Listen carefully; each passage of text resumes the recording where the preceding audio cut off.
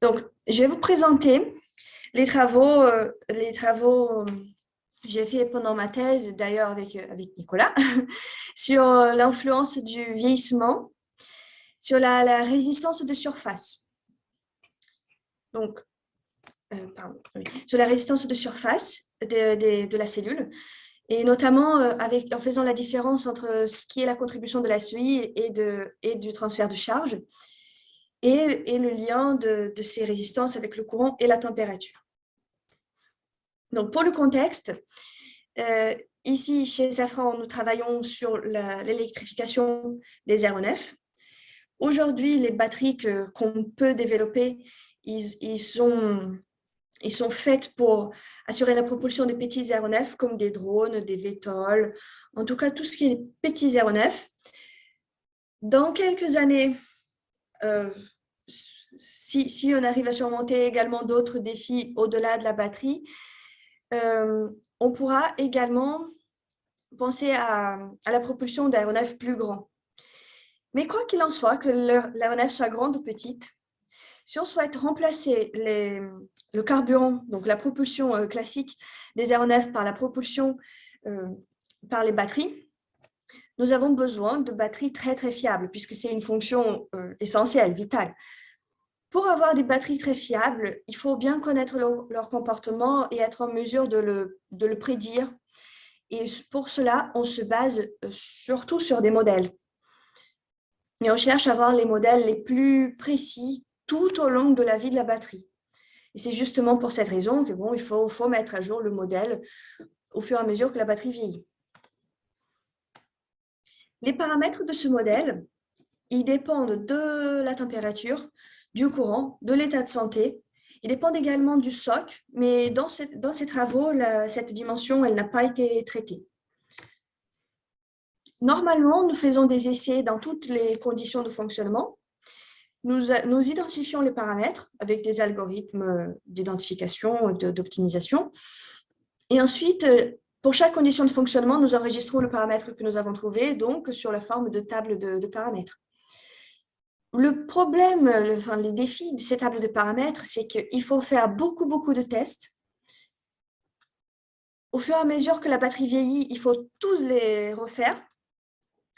Et comme les algorithmes d'optimisation ils vont juste chercher à donner des solutions mathématiques, parfois, ils peuvent nous donner des jeux de paramètres qui n'ont pas de sens, qui sont physiquement incohérents. Donc, à la limite, ils pourraient nous donner même des résistances négatives si on ne fait pas assez attention pour limiter la plage de recherche et tout. Donc, ça peut donner beaucoup de travail. Donc, la solution pour cela, et qui a déjà été développée dans un travail de Nicolas, que vous connaissez peut-être, c'est d'utiliser une équation basée sur la physique de la batterie. Donc, quand on connaît l'équation, on connaît l'allure que la résistance doit avoir. Ici, dans ce travail, ce sera surtout la résistance de surface qu'on va traiter. Donc, quand on connaît tout ça, il y a moins de tests qui sont nécessaires. Les interpolations et les extrapolations, surtout, elles sont de meilleure qualité. Et on peut plus facilement mettre à jour ce modèle pendant le vieillissement de la batterie. Et ça aussi, je vais vous montrer après. Et il y a plus de cohérence physique. Donc, dans ma thèse, une des choses que j'ai essayé de faire par rapport à ça, c'est de déterminer ce qui se passe avec les coefficients de cette équation quand la batterie vieillit. Est-ce qu'ils restent constants? Est-ce qu'ils évoluent linéairement? Qu'est-ce qui s'y passe en fait? Donc, pour mieux comprendre ici l'impact de la résistance de surface, regardons son évolution avec le vieillissement. Donc ici, c'est un essai EIS que je pense que la plupart de vous connaissez déjà. Donc, la résistance de surface, c'est la partie des réels, orange. Ici, c'est une batterie neuve.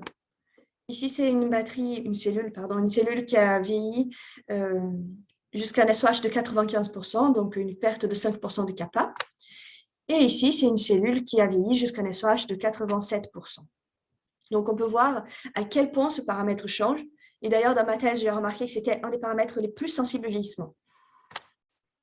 Donc, dans les travaux précédents, ceux que Nicolas avait fait, il avait des points comme ceci. Ici, c'est les points que j'ai obtenus, mais lui aussi, il avait trouvé des points comme ça, avec cette allure. Et l'idée, c'était de trouver l'équation qui permet de fitter ces points. Et maintenant, avec le vieillissement, qu'est-ce que je fais de ces autres points aux autres états de santé? Donc, avant de répondre à cette question, je fais un rappel sur de quoi est constituée la résistance de surface. Donc, elle est constituée d'une part de la résistance de la SEI et d'autre part de la résistance de transfert de charge. Pour mieux comprendre, on a ici un schéma d'une cellule. Si on prend une particule de la matière active, on va voir qu'il y a une couche de passivation, donc la SEI autour. Si on fait un zoom sur cette couche, on verra que c'est là qu'on a la résistance de surface qui dépend du courant et de la température. Et en faisant encore plus le zoom, on voit qu'il y a la résistance de la SEI qui est de la couche elle-même et une résistance de transfert de charge qui est la résistance à l'interface de la matière active. Donc, nous pouvons modéliser tout ça par rapport à la température en utilisant la loi d'Arrhenius et par rapport au courant avec la loi de Butler-Volmer. Donc, un premier terme lié à la SEI dépend uniquement de la température. Et donc, nous utilisons la loi d'Arrhenius. Et ici, nous voyons en orange deux paramètres à identifier. Donc, la résistance de la SEI à une température de référence, ici 25 degrés, et une énergie d'activation. Deuxième terme, donc là, on utilise Arrhenius et Butler-Volmer pour le courant et la température. Et ici, nous avons le courant d'échange qu'il est inversement proportionnel à la résistance de transfert de charge. Ça veut dire que plus on a une résistance élevée, plus le courant d'échange va être petit. Et on a une autre énergie d'activation. Donc, pour identifier ces les paramètres qui sont en jaune, ce que nous proposons, c'est, dans un premier temps, déterminer quelle sera la valeur à adopter pour les énergies d'activation. Je donne bientôt plus de détails. Donc, pour un SOH ou plusieurs, nous allons donner les valeurs que nous avons identifiées de la résistance de surface, donc les points que je vous ai présentés dans les slides d'avant, et les valeurs de courant et température pour lesquelles ces points ont été obtenus. On met tout ça dans un algorithme d'optimisation qui est basé sur cette équation que vous voyez là sur l'écran. Et en sortie, il va nous donner les 4 paramètres en orange.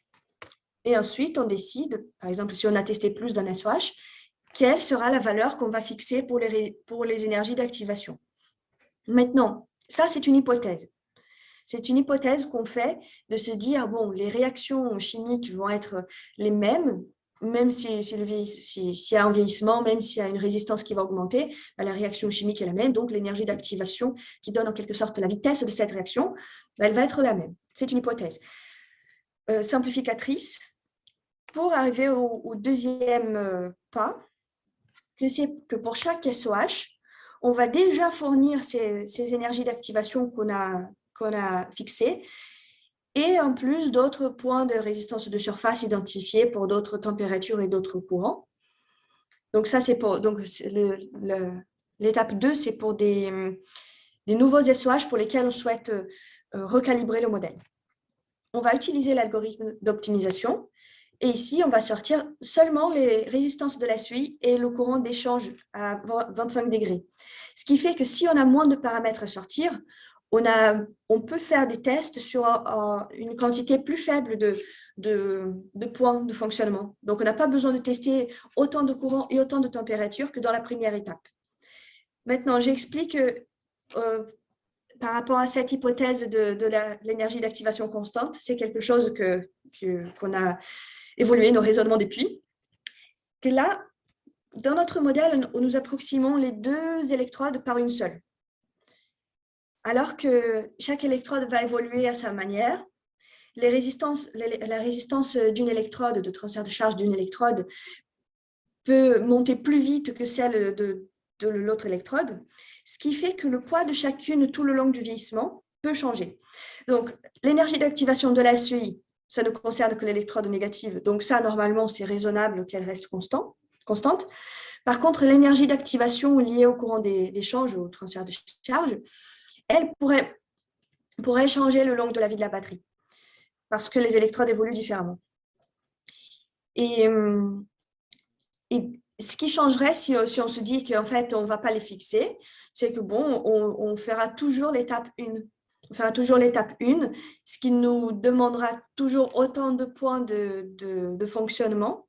Donc, on ne pourrait pas réduire la quantité de température et courant testé pour l'étape 2. Mais quand même, je pense qu'on pourrait déjà avoir moins de points nécessaires que si on avait des tables de paramètres. Donc, ici, si je reviens au point que je vous ai présenté avant, dans cet exemple, j'ai fixé l'énergie de transfert de charge ou de courant d'échange à 0,74 électronvolts et celle de l'SEI à 0,38 électronvolts. Voici les paramètres du ASOH 100%. Donc, la résistance de la SEI à 4 milliohms, courant d'échange à 16,4 ampères et la résistance de transfert de charge à courant nul correspondant à ce courant d'échange, 1,57 millions. Quand la cellule perd 5% de sa capacité, on a multiplié la résistance de la SEI par 1,4 et la résistance de transfert de charge par 2,4, simplement, sans toucher aux énergies d'activation. Ensuite, quand elle perd 13% de sa capacité, on multiplie encore par d'autres facteurs, donc 1,8 et 5,6, et voici ce qu'on obtient. Donc, avec ces résultats, on voit bien qu'on arrive à avoir des bons fits, un bon ajustement du modèle, tout en simplifiant la façon d'obtenir les données par rapport à une table de paramètres où il faudrait faire plein d'essais et on ne saurait pas trop ce qui se passe en dehors des points testés en plus. Donc, ce qu'on a pu voir ici, c'est que le modèle que nous proposons, il reste consistant, à différents états de santé. Utiliser une équation qui est physiquement cohérente au lieu de juste une table avec des valeurs rend cela plus simple de calibrer le modèle le long du vieillissement. Et donc, bon, là, ça va dépendre. Ça va être d'autant plus simple qu'on fait des simplifications. Donc, si on dit que les résistances, que les énergies d'activation ne changent pas, ce sera encore plus simple à calibrer. Mais là, à voir quel est le compromis qu'on cherche entre la précision et la simplicité. Les perspectives de ces travaux-là, c'était d'incorporer explicitement le SOH dans l'équation. Et c'est quelque chose sur laquelle nous avons travaillé depuis. Et en ce moment, c'est le sujet d'un brevet ici chez Safran. Deuxième perspective, modéliser les autres paramètres du circuit électrique de façon similaire. Et troisième perspective, implémenter cette méthode dans une BMS pour recalibrer en temps réel la résistance de surface. D'ailleurs, avec la perspective 1 aussi, une fois qu'on a l'équation, en fait, cela rajoute encore une possibilité, que c'est que si on arrive à identifier une valeur de résistance de surface en embarqué, cela peut nous permettre de déduire le SOH. Donc, à la limite, en allant plus loin sur ce que je vous ai présenté, on peut également arriver à un estimateur d'état de santé. En tout cas, il faudra encore développer davantage ces études, notamment tester plus de points de vieillissement, plus d'état de santé, voir également, comment dire, ici, dans ce cas, les deux cellules vieillies, elles n'avaient pas été vieillies exactement dans les mêmes conditions, donc ça peut être intéressant aussi de faire des campagnes de vieillissement différentes pour voir si cela a aussi un impact. Bon, merci à tous et je suis ouverte à vos questions.